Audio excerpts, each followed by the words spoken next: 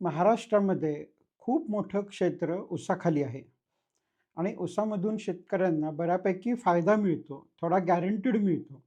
त्याच्यावर कारखाने चालतात. त्याच्यामुळे बरेच जण ऊस लावत असतात. परंतु साखर खाणं हे आपल्या आरोग्यासाठी अतिशय हानिकारक गोष्ट आहे आणि मी नेहमी सांगत असतो, की साखर बंद करा आणि फळं आणि भाज्या खायला सुरू करा.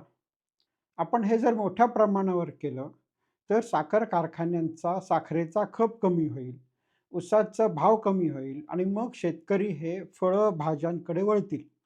ऊसाला पाणी भरपूर लागतं, परंतु भाज्या आणि फळांसाठी पाणी कमी लागतं. पुन्हा ज्याला आपण बायोडायव्हर्सिटी म्हणतो, म्हणजे आपल्या शेतामध्ये विविध प्रकारची पिकं, फळं असतील, भाज्या असतील, गवत असेल, असं घ्यायला लागतं, तर जमीन चांगली टिकते. आपल्याला माहिती आहे, की ऊसामुळे जमिनी क्षारपड होत आहेत. ऊसामुळे पाणी संपत आहे.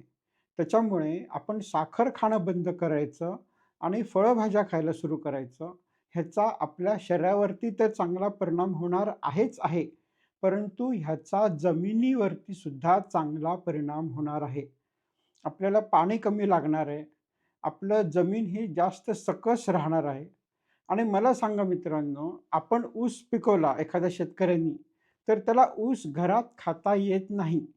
परंतु जर त्यांनी फळं आणि भाज्या लावल्या, उसळी लावल्या, तर त्याला त्या घरात खाता येतात. त्याच्यामुळे साखर खाणं बंद करायचं आणि फळं भाज्या खायला सुरू करायचं. डाळी उसळी वाढवायच्या. ह्याच्यामुळे आपल्या सगळ्यांचा फायदा आहे.